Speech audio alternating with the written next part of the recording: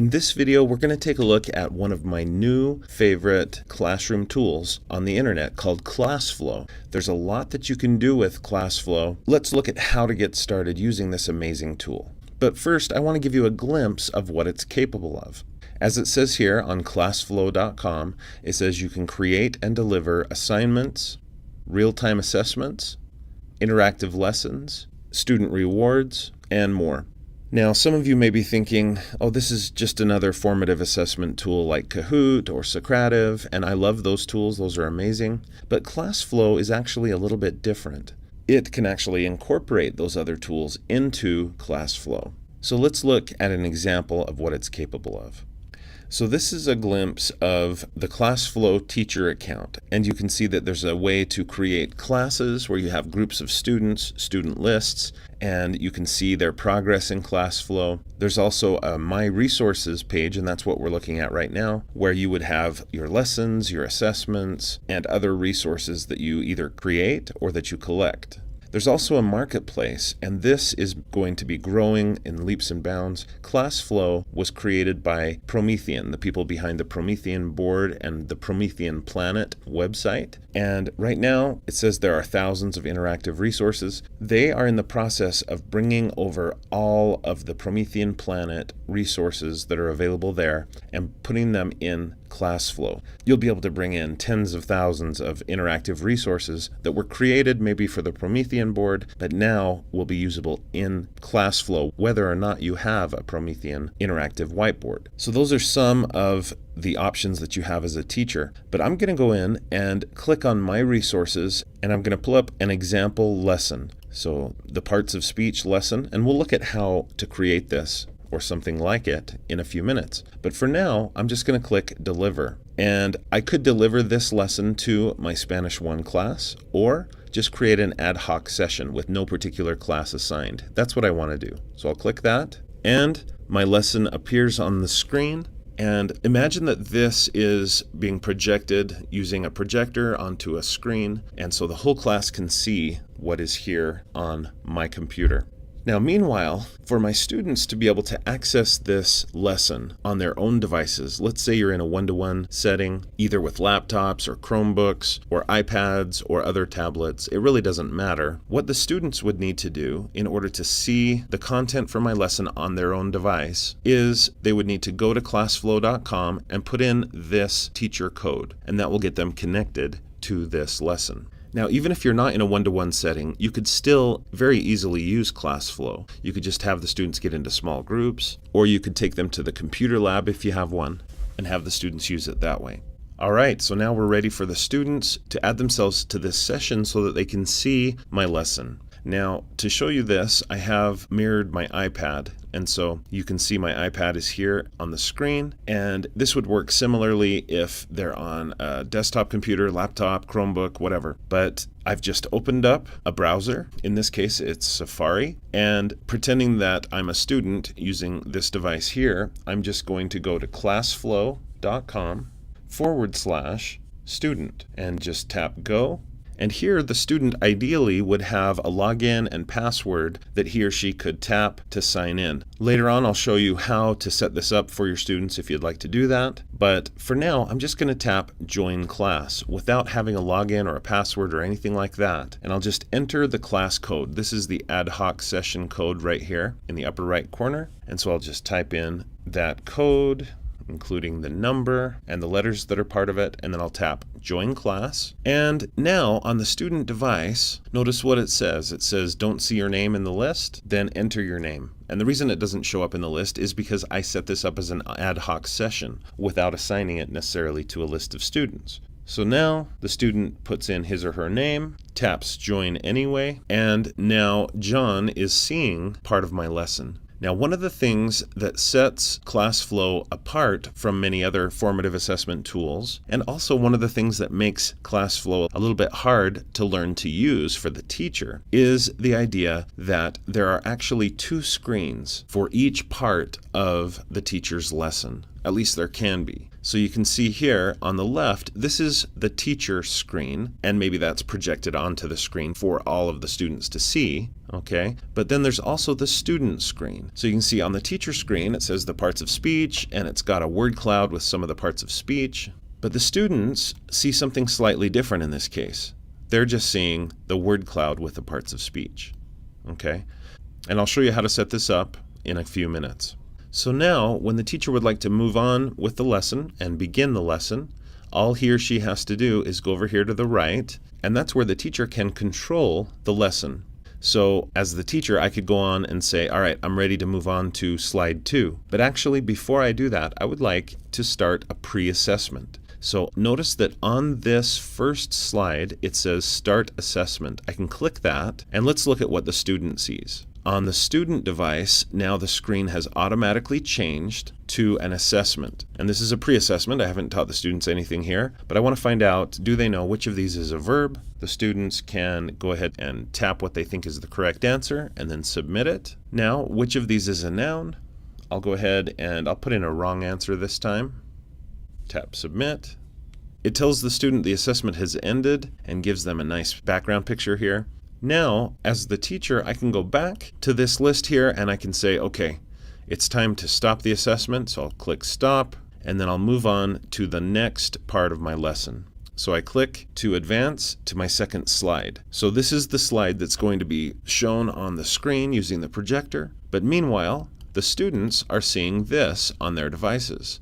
Listen carefully for the 8 parts of speech that will be mentioned in this video. So the students are looking at that on their device. But at the front of the classroom, this is what is being shown. And I can click play to start the video that gives an introduction to the 8 parts of speech in English. Okay, so let's say the students watch this video, but while they're watching, they're being reminded on their device of what they're supposed to be doing.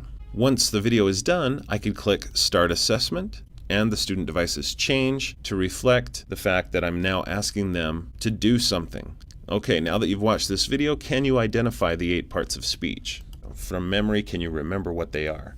So the students would type in their answers and then tap Submit to send their answers to me as the teacher. So to help you see how this is organized, I'm going to go down and click this button here toward the bottom, and you can see that here at the left it has what's going to be shown on the teacher device, or in this case through the projector onto a screen. Okay, there's my first slide with the title, there's the video, but meanwhile the students will be seeing these things. So you have teacher or projector on the left, student on the right. And this is just a really great way of organizing, I think, a lesson for the students. I want to show you one more example, and then we'll learn how to make these ourselves. Look at the third slide I have here. This is a Kahoot activity. Now, some would say that Kahoot is a competitor of ClassFlow, but ClassFlow doesn't really see it that way. I can use ClassFlow to administer Kahoot activities. So I want to administer this Kahoot activity to my students. The first thing I would need to do, though, is stop the assessment that is in progress. So I'll click Stop, and now I just click on the third slide to go to the Kahoot activity. Meanwhile, on the student devices, this is what they see. And there's some instructions there. It says Student Login for Kahoot, and there's an Open button. They just tap Open, and the students are taken to the student login version of Kahoot. Now, if you're familiar with Kahoot, this is exciting to you. Kahoot is a wonderful tool. The downside to it, I guess, is that there's 2 versions of Kahoot. There's one for the teachers and one for the students. And that can be kind of confusing and a little bit challenging to get the students signed into the right place and to remember for you as the teacher to sign into the teacher account. Well, ClassFlow makes that super easy and simple. The students are sent the link to get to the student version of Kahoot. Meanwhile, the teacher on the projector is showing the teacher version of Kahoot. So this is my Kahoot account, and I just put in a link to the specific activity that I want my students to play. So I'm going to browse down the page a little bit, and I'll just click play. Remember, the students are seeing this on the screen. And once it's loaded, I can just go down and click Start Now, and I can decide what kind of Kahoot. In this case, I'll just do a classic Kahoot. And again, the students are seeing this, but on their devices, they're seeing this. Okay, so for the students to join this activity, this Kahoot activity, using ClassFlow, all they do is they look at their device and they put in the code that's showing at the front of the screen, tap Enter. The students then need to put in their nickname, and now the student is ready to play this Kahoot. As the teacher, I can just go ahead and click Start, and all of my students are very easily and quickly enrolled into this Kahoot activity, and they'll be able to answer the questions and play the game.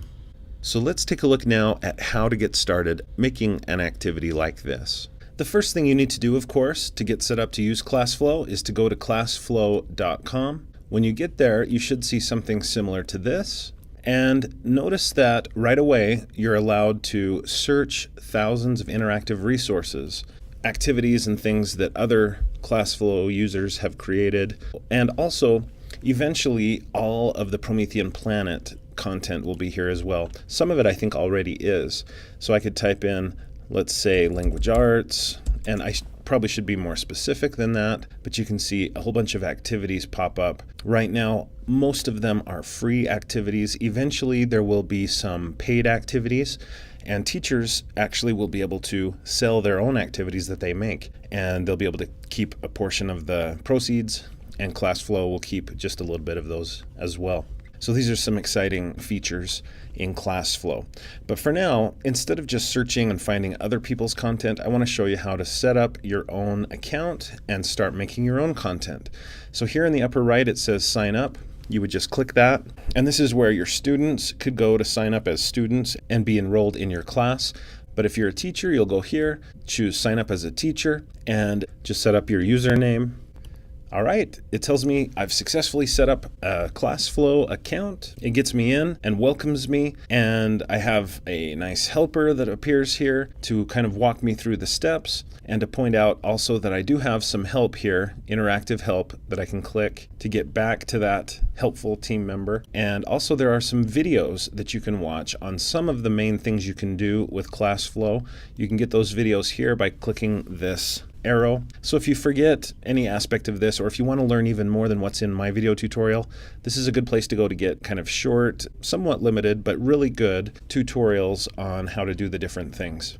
Okay, across the bottom it highlights some of the things you can do with ClassFlow, and you should definitely check those out at some point. But I'm just going to click here on classes to show you that you can create a class. Now notice this is a section that ClassFlow thinks that you need some help with, so there's a little video that appears and you can just click play and it will help you to figure out how to create classes, how to add classes, and then how to add students to that class. So I'll leave you to watching that video or to kind of figuring it out on your own, but this is where you would set up your own classes. Now let's look at what I think is the real meat of ClassFlow, and it is also kind of the confusing, kind of hard part associated with it, but it's very important, and that is here where it says My Resources. When you click on My Resources, it gives you a list of resources you've created in the past. This is a brand new account, so of course there's nothing there. But once there is, notice I'll be able to search my own resources. I can also click here where it says My Resources and search ClassFlow.com resources or specific resource packs that maybe I might buy eventually. You can also search for YouTube videos and Bing images and things like that. So this search bar is pretty useful.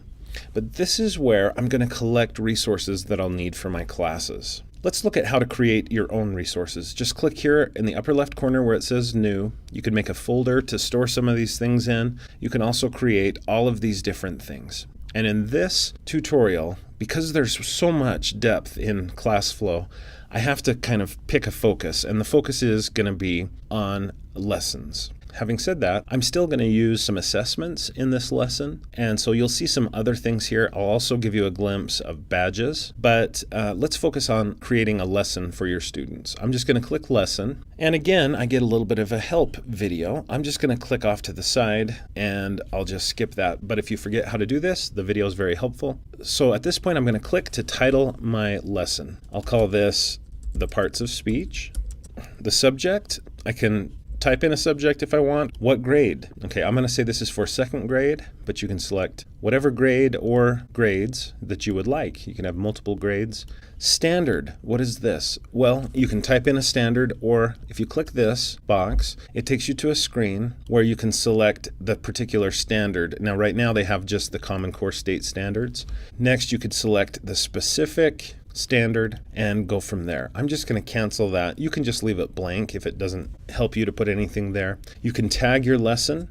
So I'll just put parts of speech again. I'll put language, arts, and then I could put in a description of this lesson. an overview of what it's about. And if I want, I can put some lesson notes to the teacher.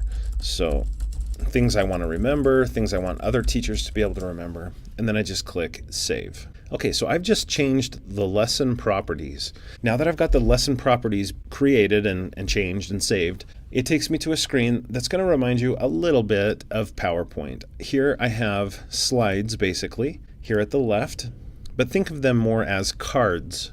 That's what ClassFlow calls them, is cards.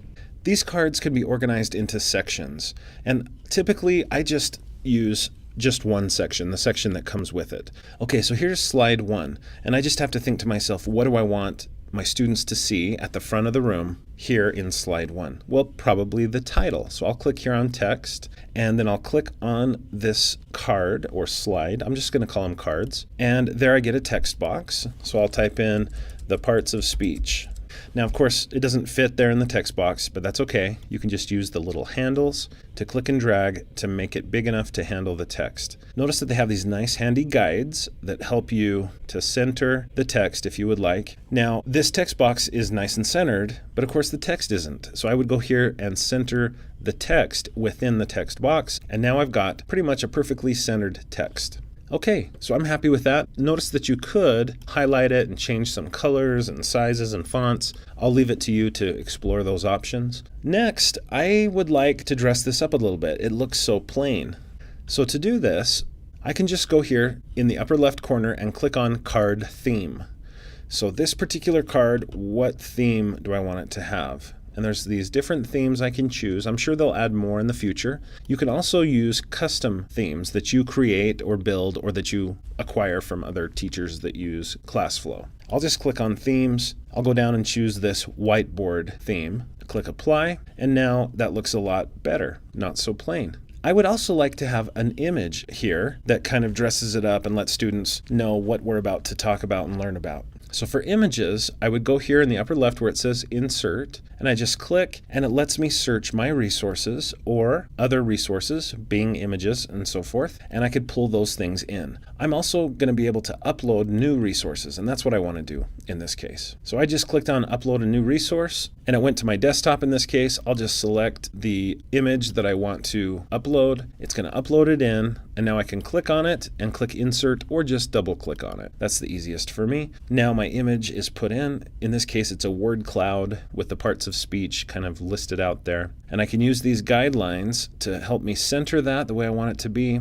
And that's good. I've now got my opening slide. Now, from my introduction at the beginning of the video, you might remember that one of the powerful aspects of ClassFlow is that you have 2 slides potentially for everything you want to show. You've got the teacher slide that's presented at the front of the room using a projector and a screen, typically, although you don't have to do that. And then you also have the student slide or card. I need to start calling them cards. The way that you display for yourself what those 2 cards look like is by going down here and clicking on this particular button with the 4 squares. You click on it and it shows on the left, teacher card, on the right, student card. Okay, so I'm going to click on the plus sign to create a student card. It just remembered the theme that I chose before and applied it. And now here on the student card, they don't necessarily need to see the title. Maybe it would be nice, but just to show you that these 2 cards can be different, I'm not going to put in the text box this time with the title. Instead, I'm just going to go to Insert, and I'm going to pull in that same image with the different parts of speech. And for the students, I'm going to make it bigger.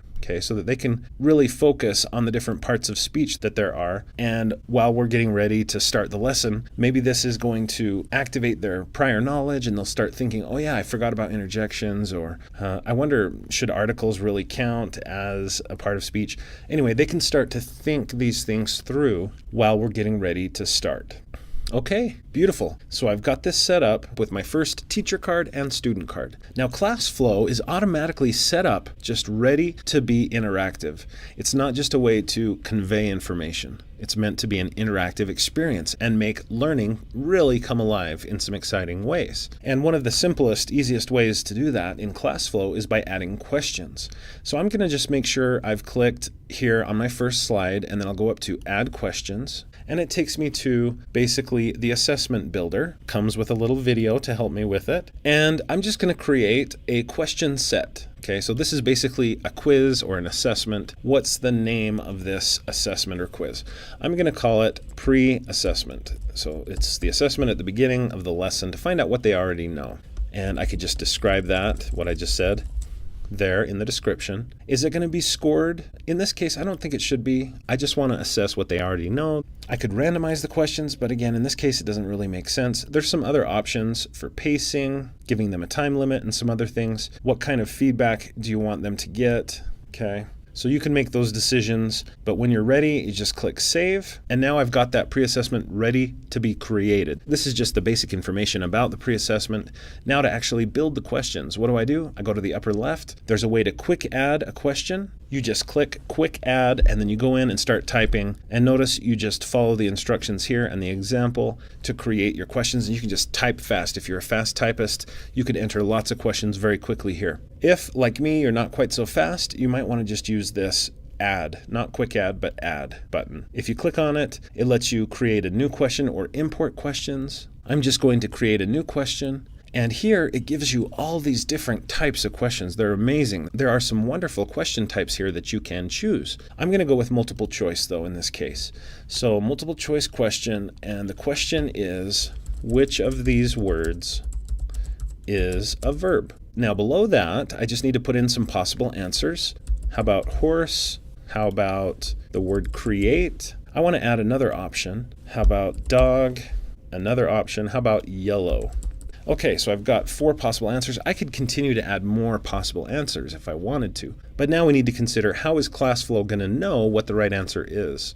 The way you identify the correct answer is by clicking on the letter that corresponds with the correct answer. So that's it right there. So I am done with this question. I could put in some scoring options. I could put in some feedback for if they get the wrong answer, and I could categorize it. There's all these wonderful things you could do. You can also give specific feedback per answer. So if I click this link, look what I could do. I could go in and explain, no, horse is a noun. Okay, so I could teach here. I could really build in some amazing feedback to my students to help reteach them and help people that are getting wrong answers. And in a lot of subjects, you as the teacher know exactly why they picked the wrong answer, right? Unless they just randomly clicked. You can figure out why they selected that wrong answer, and you can give them some help in response to help them figure out in their head what the right answer is and how to get it. So this is really, I think, an exciting feature for teachers. I'm going to go ahead and save that question, and then I'll add a second question. New question. This one, in this case, I'm going to make it true false, and the question will be, is the word dog a noun?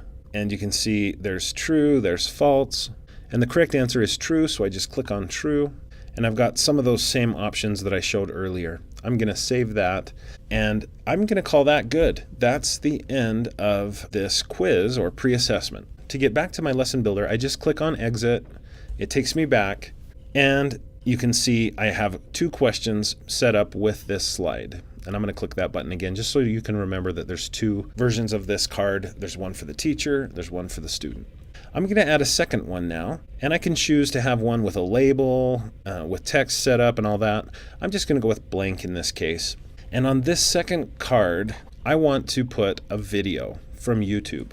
So I just click Insert, and I can click on My Resources, and I can choose, instead of My Resources, I can choose YouTube videos and do a search of parts of speech. And that gives me all sorts of great results, and I'm sure these are amazing videos, but there's a very specific one I want to use. So I'm going to type in or copy paste the exact name of that video. It looks like it didn't find it. This is a different video. I'm sure it's great as well. If I wanted to use this video, I could just double click on it, and it would insert that video in. But in this case, that's not what I want. So I want to click on the video, tap delete, and I'll go back. And sometimes this happens where it doesn't find the exact YouTube video that you would want.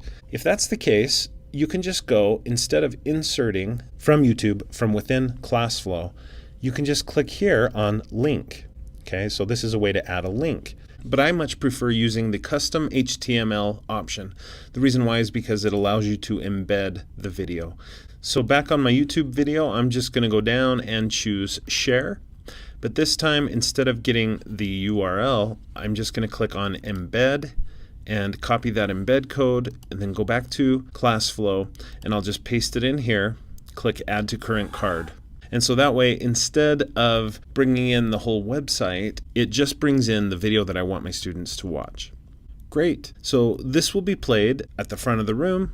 When I'm ready to play it, I just click the play button. But the students on their devices, I would like them to have something else appear on their screen. So I'm going to click here on text box, click on the card, and now I can type in a message to my students. So please listen carefully for the 8 parts of speech that will be mentioned in this video. Great. And of course I can move that where I want it to be. I can center it and all that. Awesome. So my students will watch this up front while this appears on their own screens. All right, let's look at one more example of what you can add to your ClassFlow cards. And in many ways, this is the most exciting example, in my opinion. In addition to text and pictures and videos and questions, you can also add content from other websites. So as an example, I'm just going to click this plus sign. I'll get another blank card. And at this point in my ClassFlow lesson, I would like my students to participate in a Kahoot.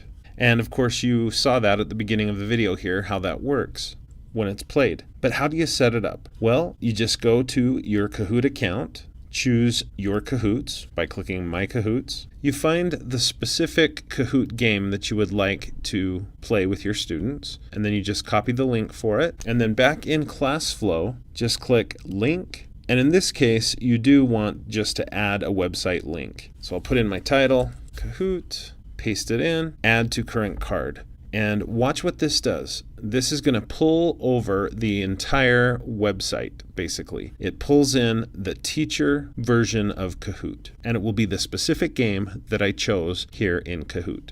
All right, now what about the students? Well, if you're familiar with Kahoot, you know that the students have a different page that they use than the teacher, and that is kahoot.it. So I'm just going to go to kahoot.it. I'll click to highlight, copy, and then I'll paste that in on the student card. I'll click Link, and I want it to be a link, and Student Kahoot is what I'll call this. Add to Current Card, and this is the card that the students will see on their devices. They'll be able to log in to the game pin that's part of my game, and then they'll be able to put their own names in on their devices, while at the front of the room, they see this. They see my actual Kahoot activity. So I'm going to stop here with the building of the ClassFlow, but just know that you could continue to add slides, add content. You can pull in Socrative activities. You can pull in animations from animation websites. You can pull in all sorts of embedded items from most of the common educational websites that are out there. So I think of ClassFlow now as a tool that brings most of the excellent educational experiences that our students can have online, and it brings them together into one system. And I can deploy those activities and those games and interactives, animations, videos, whatever it may be. I can deploy those out and send them to the students while showing them something else at the front of the room. It's really fantastic and brilliant, in my opinion. I love ClassFlow. Just a reminder, when you are done with your activity and you're ready to play it with your students, you can just click Present. You can go and assign it to a specific class. In this case, I haven't set up any classes. Or you can just click Ad Hoc Session, and then it will give you the code that you should share with students. Now, as you do this activity, if you would like, you can award badges to your students. Let's say a particular student does something great, something amazing. You can just click here on Award Badges, and you'll be able to select individuals and select the badges that they have earned and that they get to have in their account. I could go on for another hour and a half. It's a very rich program, but I hope that you'll take the time to explore and see what you can do with ClassFlow.